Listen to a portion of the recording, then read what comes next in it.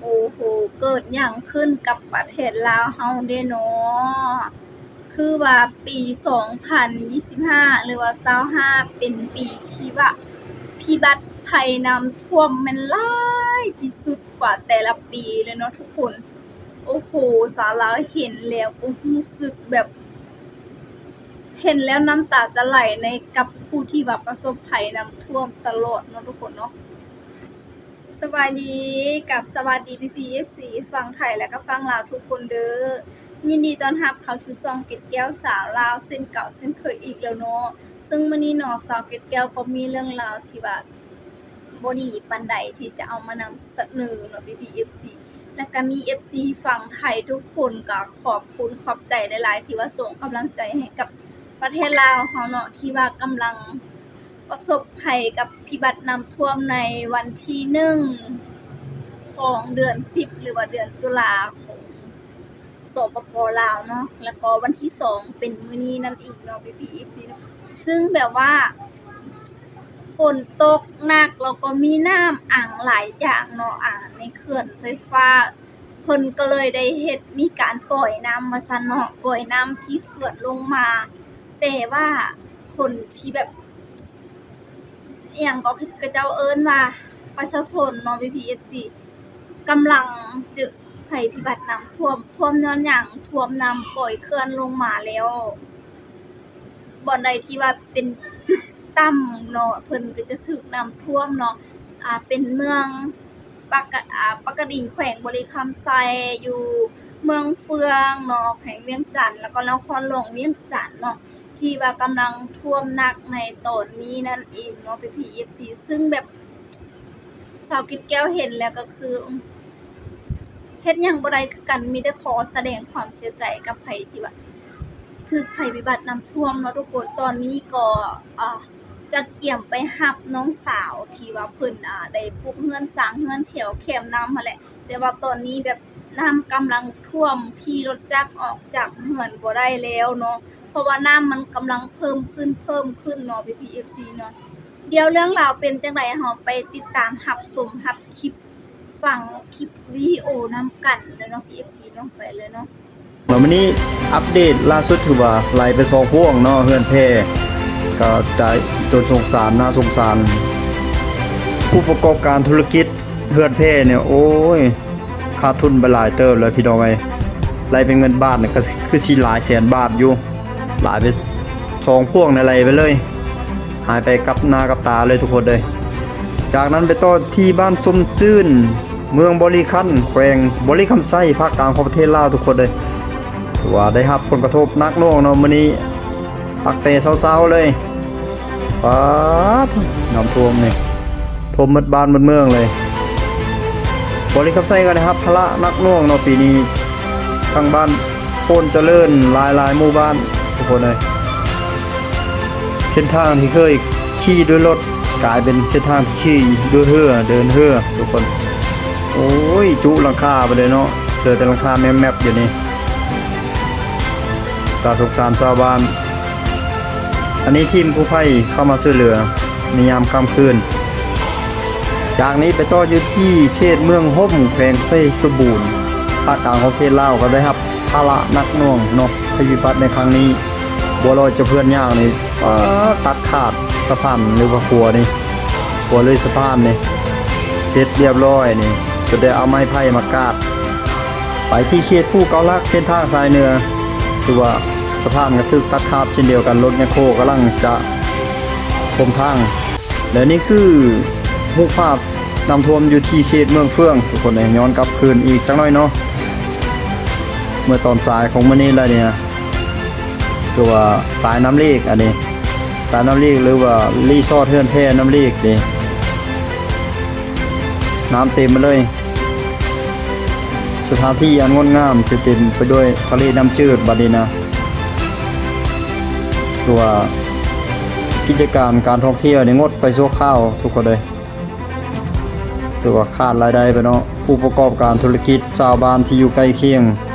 ตัวขาดรายได้ไปช่วงฝนตกช่วงบัวลอยเข้ามานี่จากนี้หลายเขตในเมืองโลกซ่านแขวงไส้สมบูรณ์ภาคกลางของประเทศลาวก็ได้รับผลกระทบหลายจุดหลายเขตเช่นเดียวกันเด้อทุกคนเด้อ เส้นทางนี่ถูกตัดขาดถนนถูกตัดขาดด้วยสายน้ำสีแดงประชาชนชาวบ้านถือว่าพบกับความยุ่งยากลำบากหลายอันนี้กลับไปเบิ่งสถานการณ์อยู่น้ำลีกรีสอร์ทเฮือนแพเมืองเฟืองแขวงเวียงจันทน์ภาคกลางของประเทศลาวเช่นเดียวกันเนาะโอ้โหใกล้ๆกันครับเขตแถวไซสมบูรณ์นั่นแหละทุกคนใกล้กันนั่นแหละจากนี้ก็ไปเมืองปากกระดิ่งแขวงบริคำไส้ยังบ่ทันแล้วบ่ทันทั่วจะเทื่อเนาะบริคำไส้ในภาคกลางของประเทศลาวเนี่ยหลายเมืองเมื่อกี้ในเมืองบริคันต่อมาเมืองปากกระดิ่งอันนี้ก็ทางเขตภูเกาลักพุ่นละนี่ก็นะถนนถูกตัดขาดไปเบิ่งที่บ้านเพียราชเมืองสังทองนครหลวงเวียงจันทน์คือว่านักน่วงเช่นเดียวกันเด้อทุกคนเด้อนี่เบิ่งรถกระบะนี่จมน้ำจมในเบิดเลยพอแห้งเพื่อสิไปล้างเอาเนาะหลังจากน้ำลงเนี่ยก็พบความเสียหายFortuner รถหุ่นใดกระบะในขณะเดียวกันนั้นเคลื่อนไฟฟ้าน้ำตกเซกะหมานเมืองสามไซแขวงอัตตปือก็ได้ปล่อยน้ำอย่างมหาศาลออกจากเขื่อนถ้าบ่ปล่อยน้ำก็จะทะลักเขื่อนเฮ็ดให้เขื่อนแตกเนาะทุกคนเนาะกลับไปที่เขตเมืองเฟืองนี่เฮือนแพเล่มนี้นี่พวกนี้นี่ไกลมาฮอดนี้แล้วทุกคนนี่ไหลไปเนี่ยกำลังจะไหลมาฮอดนี้แล้วนี่เมื่อกี้นี้กำลังไหลแต่หัวที่แล้วบัดนี้มันไหลมาฮอดนี้ไกลสะพานนี่ล่ะแล้วมันก็มาต่ำมาส้นกับสะพานนี่ก็จมลงนี่เลยเด้เพื่อนแพพวกนี้นะทุกคนเลยโอ้ตายตนเขาเจ้าเนาะผู้ประกอบการธุรกิจที่ถือว่าขาดทุนไปบอกหลายๆนี่แหละอันนี้เคลื่อนอันนี้เสร็จเรียบร้อยเลยเนี่ยน้ำไหลรั่วไหลหลั่งออกมาเลยโอ้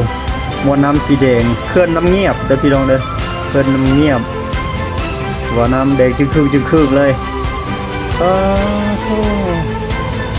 ปลาส้นที่อยู่ตามเขตแม่น้ำตามแคบแม่น้ำเนี่ยโอ้คนระมัดระวังอันตรายแห่งขนาดเลย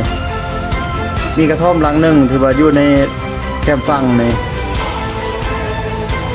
ความจริงประเทศลาวนี่ก็คือผลกระทบอย่างหนักหน่วงทีเดียวกันเลยรองอันดับ2จากเวียดนามนี่เป็นประเทศที่ไกลกับแคมทะเลเนาะพายุมันซัดขึ้นมาก็รับพละเต็มเลยกระดังที่คลิปที่ปล่อยออกไปวิดีโอที่ปล่อยออกไปเมื่อวานนี้เนาะก็คือว่าโอ้เพื่อนซานมาส่งเขาเจ้าก็รับที่พังเลยทุกคนเลยสถานที่อย่างนี้คือเมืองมอกเด้อพี่น้องเด้อภาคเหนือของประเทศลาวตอนนี้ภาพแมคโครกำลังลงมาซอยเคลียร์พื้นที่เนาะจัดให้น้ำไหลไปไวๆพอได้บกแห้งลง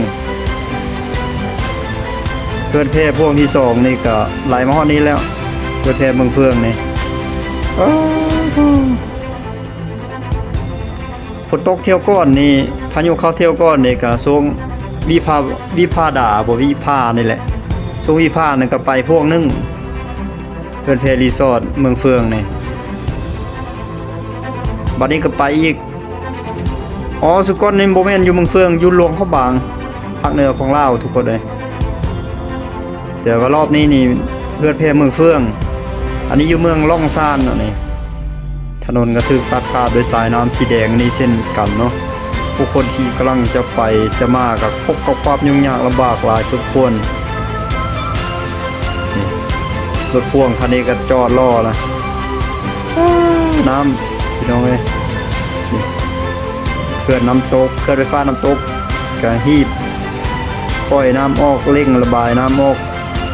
ให้มันท่วมทันกับเวลากับฝนกับฟ้ากับพายุนี้ยานเขื่อนจะแตกก็สิเป็นอันตรายคล้ายๆกับอยู่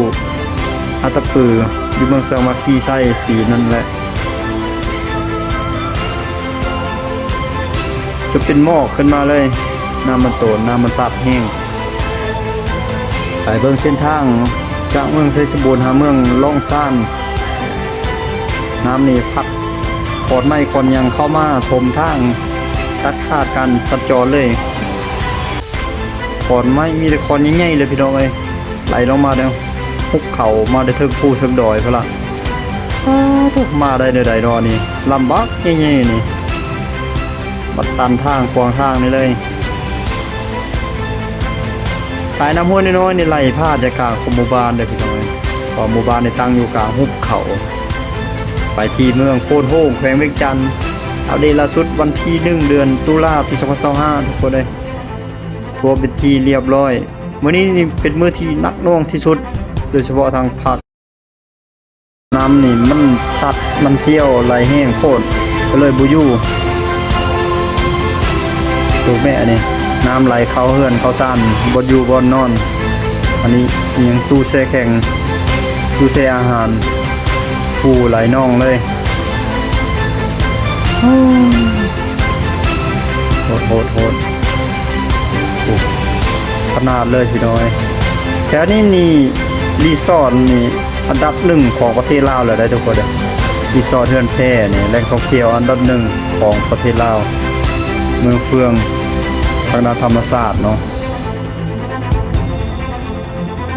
โอ้ยังเป็นแถวซุมนี้ยังบ่ได้ไหลซุมนี้แถวนี้แม่นหมดเลยนี่เป็นสถานที่ท่องเที่ยวของเมืองเฟืองหมดละแถวนี้นะถ้ามีโอกาสก็อยากจะไปเที่ยวอีกครั้งหนึ่งเนาะเคยไป1ครั้งแล้วภายในชีวิตนี้อยากจะไปอีกถ้ามีโอกาสเมืองเฟืองนี่คืองามหลายเนาะเป็นศูนย์รวมของนักท่องเที่ยว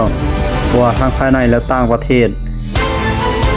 จะมีแต่ทงให้ทงหน้าอ้อมรอบเป็นสีเขียวข้าวสุกแล้วก็มีอันนี้ก็แม่นเบิดแล้วรีสอร์ทเฮือนแพอยู่2ฝากข้างของแม่น้ำลีกแต่ว่าตอนนี้นี่น้ำท่วมไปแล้วกลายเป็นทะเลน้ำจืดเป็นกินทีห้อยน้ำก็เป็นสีกาแฟเลยทุกคนเลยแต่ว่าธรรมชาติก็ยังงดงามอยู่เลยภูเขาสลับซับซ้อนหลายลูกหลายหน่วยแถวนี้แม่นเบิดเลยแถวนี้นะเป็นสถานที่รีสอร์ททั้งหมดช่วงนี้น้ำท่วมก็กิจการก็หยุดการเคลื่อนไหวรายได้ก็หยุดเข้าสู่ชุมชนแล้วพี่น้องเอ้ยจาน่าสงสารเนาะเฟืองได้รับผลกระทบหนักหน่วงเลยในรอบนี้บ่ว่าจะเข้าให้เข้าหน้าคนเป็นจังไดกันแน่เนาะพี่น้องได้หักได้สุขกันแล้วก็คือปีนี้เป็นปีที่ว่าหนักหน่วงก็ว่าได้เป็นปีที่ว่าประสบภัยน้ำท่วมตลอดเนาะพี่ FC เนาะซึ่งแบบแต่ละคืนยามฝนหลายฝนหนักฝนแห้งติดต่อกันหลายมื้อก็ได้ต้องปล่อยเคลื่อนเนาะคันบ่ปล่อยก็ย้านมันสิแตกก็ว่าได้ก็เลยจำเป็นได้ปล่อยเนาะประชาชนเฮาก็ต้องได้ดีเลี้ยงหั่นแหละเนาะซึ่งแบบเห็นหลายจุดหลายบ่อนก็มีความเสียหายหลายสิ่งหลายอย่างโดยเฉพาะก็แม่นเมืองเฟืองเนาะที่มีความเสียหายเนาะและก็แต่ละจุดแต่ละบ่อนเส้นทางเป็นสะพานเนาะระหว่างขัวก็ว่าได้ที่ว่าขาดหักแตกอีหยังเนาะพี่ FC ซึ่งแบบทางก็ขาดการสัญจรไปมากันยากอีกเส้นเก่าเส้นเคยเนาะซึ่งแบบขนาดเซาเก็ดแก้วบ่ได้น้ำท่วมมีแค่ดินแดงที่ว่าไปก็ยังยากแล้วเนาะพุงนี่บ่ให้เว้าเนาะตับไตใส่พุงนี่โหสิทะลุสิทะลักออกเบิดถ้าได้ออกจากบ้านตอนใดเนาะพี่ FC ซึ่งแบบเห็นแล้วก็ขอส่งกำลังใจให้กับผู้ที่ว่าประสบภัยน้ำท่วมกันแล้วกันเนาะขอให้ทุกคนสู้ผ่านวิกฤตนี้ผ่านพ้นไปด้วยกันอีกเส้นเก่าเนาะ PPFC เนาะซึ่งแบบเป็นปีที่ท่วมเอาแถวว่าเนาะซึ่งตอนนี้ก็คือสาวเกดแก้วว่าแหละกำลังจะไปรับน้องสาวมาแล้วเนาะที่ว่าเพิ่นได้น้ำกำลังขึ้นเฮือนเนาะซันเนาะจะขึ้นฮอดคันไดนึงแล้วเนาะที่ว่าเพิ่นก็ย่านแบบมันสิขึ้นมันเริ่มขึ้นแต่เมื่อวานนี่แต่ว่ามื้อนี้ถ้าเบิ่งประมาณตอนค่ำๆก็ยังบ่มีท่าทางว่าจะลงแห้งเพิ่มขึ้นก็ได้เลยอพยพย้ายออกนั่นเองเนาะย้ายออกอีกก่อนดีกว่าเนาะก่อนที่จะน้ำท่วมเฮาลำเฮานอนอยู่เมืองนั่นเองเนาะ PPFC และก็ขอบคุณ PPFC คนไทยหลายๆที่ว่าส่งกำลังใจและก็ให้กำลังใจค คนลาวเฮามาตลอดเด้อขอบใจหลายๆเนาะเดี๋ยวเนาะสำหรับคลิปวิดีโอนี้สาวเพชรแก้วก็จะได้ขอตัวลาไปก่อนเนาะขอบใจพี่ๆ FC ทุกคนที่ติดตามเนาะแล้วก็ฝากพี่ๆ FC ทุกคนกดติดตามกด